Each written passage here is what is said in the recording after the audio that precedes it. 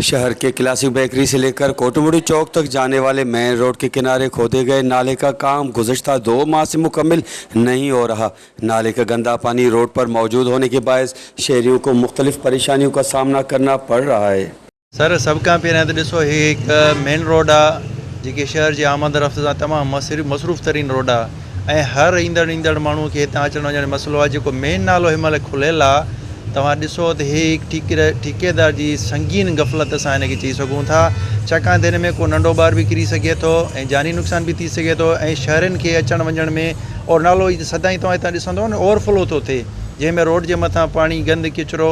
ऐं उनखां अलावा मां इहो ई मुतालबो कंदुमि त हिन नाले खे हिन रोड खे फिलफोर मुकमल कयो वञे, कंप्लीट कयो वञे। अफ़सोस सां चवणो पए त शहदाद कोट में जेको अलाह टार खां वठी जेको आहे चवनि था तव्हां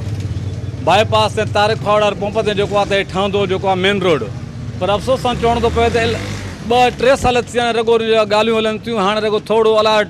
टावर खां वठी थोरो सम्झूं था 100 खनि फुट ताईं जेको आहे ठाहियो आहे जो रोड प्योर ब्लॉक आयो आहे, पर जेको आहे त उहो प्योर ब्लॉक में कंहिं न कम जो कोन्हे का, रुगो करप्शन आहे पब्लिक हेल्थ वारनि जी। ऐं जेके हिन में कमु कनि था जंहिंजे माता ते कमु आहे उन जो कमु कोन था कनि। हाणे तव्हां ॾिसंदव क्लासिक बेकरी खां जेको मेन चौक आहे जेको अंदरि शहर चौक थो वञे या जेको चौराहो आहे चौकनि जो 4 रस्ता निकिरनि था, उते जेको आहे त हिन जेको